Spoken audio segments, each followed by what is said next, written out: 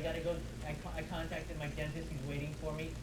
The scariest thing with this flight, I'm leaving Sunday at 2 a.m. So just 2 hours into Sunday. I arrive 5 a.m. on Monday.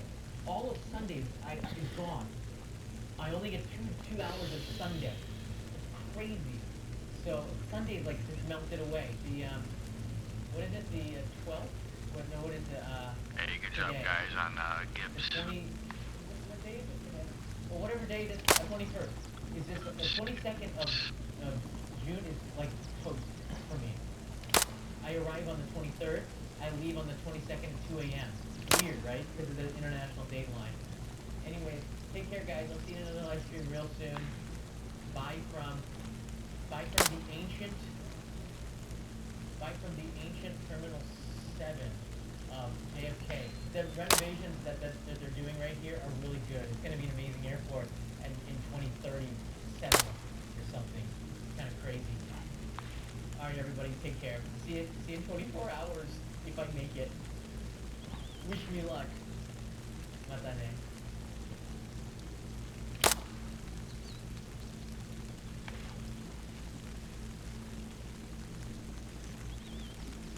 He's down. Good shot. There she is. That is a flight heading. Good kill, brother Bomb. JFK, New York.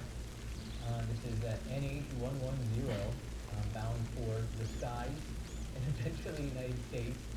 I'm going to be taking this bird with. They also have a Abrams to the southwest of Lumber Mill. Terminal 2 International. Even our taxi driver wasn't sure. When he said, if you say international, it'll take you to another terminal at Haneda Airport here in Tokyo.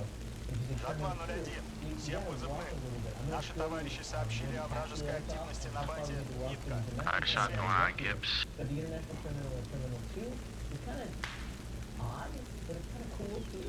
It's not Good kill. as the normal international terminal. Hey, do we have an admin to come over here and get this MRAP out of the train? At Terminal 2. Terminal 2 International, not Terminal 3 International, which is the, it's got the big bridge in there. Mountains under the Abrams. And you can see there's some restaurants over here. It does look like a lounge. I guess you could stand and eat here, but there's a schmutz sausage place and there's a Starbucks. Littlebird just dropped off troops southeast of eastern Lumber Mill. You can get your last ramen, katsudon, and sushi over there too. I think I've shown Probably a good 4 or 5. this terminal before in the past. You can get a family mart. Yeah, they're really pushing for Lumber Mill. Vending machine. So you can get a last only duty for the airplane. You can also get some Japanese bread. They have what is that? Tacos cheese, which is American taco, Mexican taco. I don't know. American Mexican taco on bread. There's the like a waffle and margarine bread. That's always kind of weird. I love their margarine here.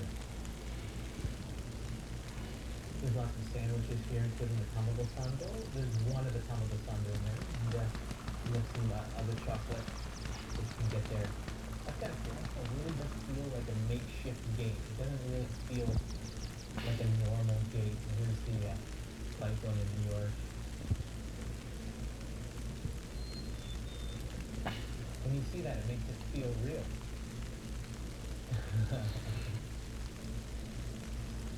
Alright, let me just go over this. I want to show you our trip in. It'll take a few minutes. So, I use the Go Taxi app, and I'm really just like about 1,000 yen more expensive to do that.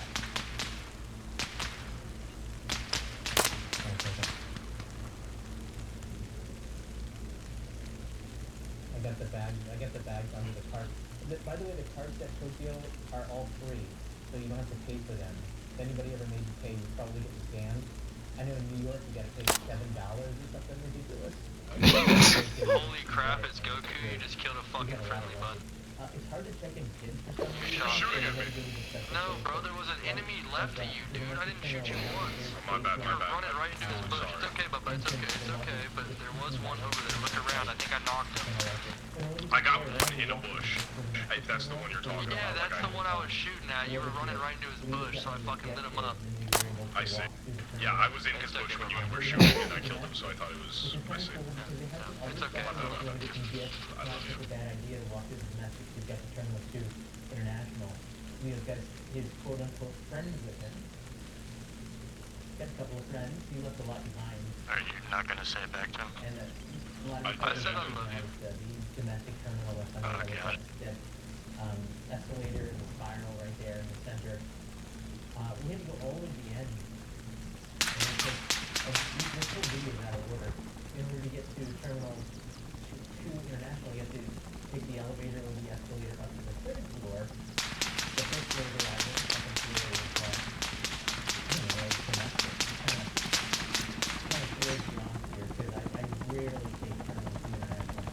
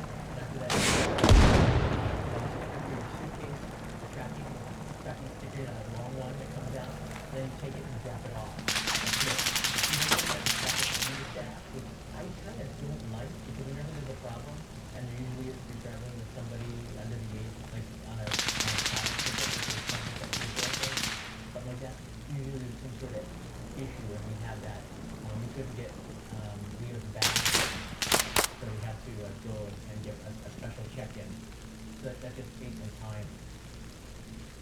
That's the experience checking in from taxi all the way to the gate. Let's take a look at the terminal here. Let's get an idea of terminal 2. Now they have a moist chocolate shop, and there's a play area. But I'll probably jump into it real quick and see. So this, it has some gifts. The matcha stuff is like right on it, right up. Check it out.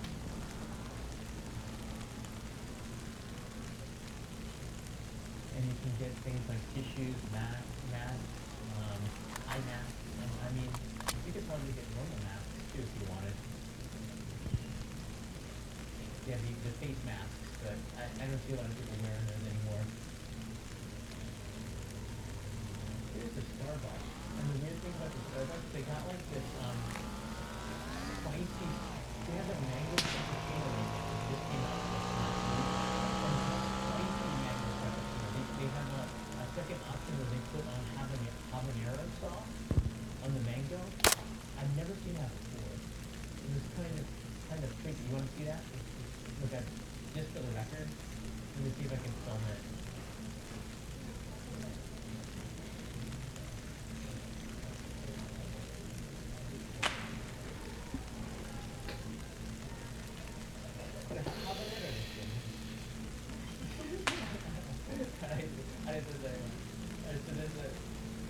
Yeah, habanero they put on the frappuccino to just confirm it. There's actually a lot of color.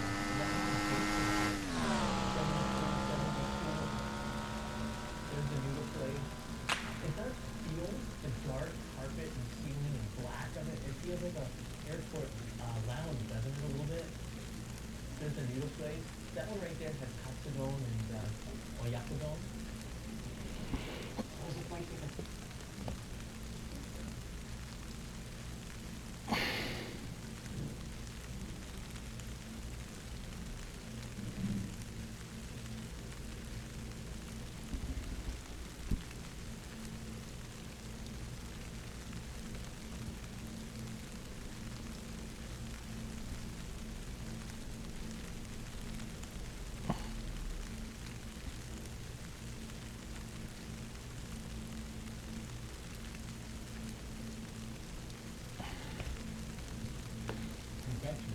army, he congratulated our people, and I congratulated him, the US pilots and the American people.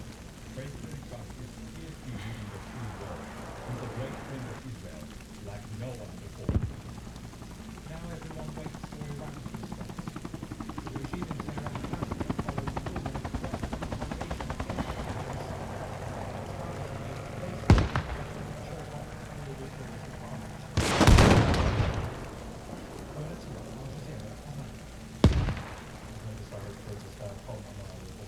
as far as the Israeli military are concerned, the campaign in Iran is ongoing. All the Israelis say about their goals and objectives in the wake of the US fight.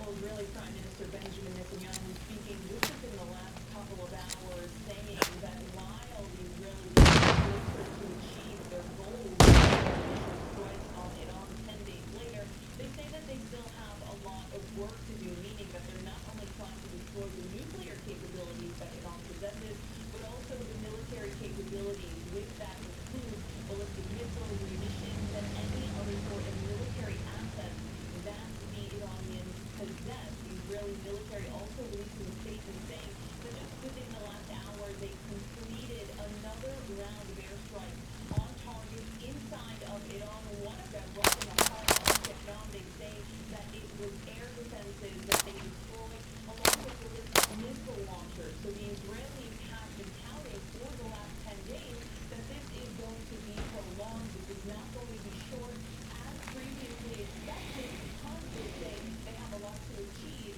And Netanyahu has said that Israel received what he calls interesting intel about Iran's nuclear capabilities and the enrichment of uranium that was nearing closer to what it needed to be for a nuclear weapon. And forget anything about the past few days and Israel's desire to control the narrative when it comes to understanding the impact of Iran's front on Israel.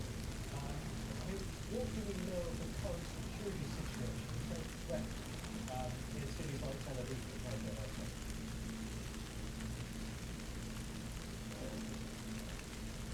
Well, there are still home front command restrictions in place, limitations on school. Many of those have been closed, of course, until the Israelis say that it's safe to do otherwise. But this happened really after the Israelis had begun those initial airstrikes. They changed all of the security measures around Israel, and they have been changing them throughout the last 10, now 11 days. So the Israeli airspace was closed for some time, but we do know that Sunday at around 2 p.m., the transportation ministry said that they had reopened the airspace for flights that are bringing Israelis back to the country, those who were stranded abroad after Israel started its attacks on Iran. And there are very, very limited flights coming in and out of Tel Aviv. Now, when it comes to the damage that has been done in Israel, we're looking at hundreds of people who've been injured, at least 25 who have been killed. And look, the Army has a military sensor about targets that have been hit, those that are strategic, those that have military assets, those that are used by the government. So the press is actually not allowed to cover that. But we do know that some of those targets have been hit, and journalists are not allowed to film them because the Israeli military says they don't want the Iranians to get the information about what exactly has been hit. They are rather only allowing press to go to sites of residential buildings that have been hit, with the criticism of foreign press being that the Israelis are trying to only show that civilians are the ones being targeted inside of Israel. And many thanks for that. And this other thing, Hamas. Now, Donald Trump's position on Iran has changed several times in just a few weeks, shifting from peaceful to diplomacy to military structure. You found me. Took a while. It took a while, man. I did. He was sneaky. I am. Good luck. GG, bro. Hey, yeah, take care. Between April and May, 5 rounds of talks were held. Trump said the two sides were very close to a deal before the breakthrough came. Then on June the 12th, the UN nuclear watchdog declared Iran non-compliant. Trump responded by accusing Iran of stalling. On day 61, Israel launched a massive airstrike on Iranian nuclear sites.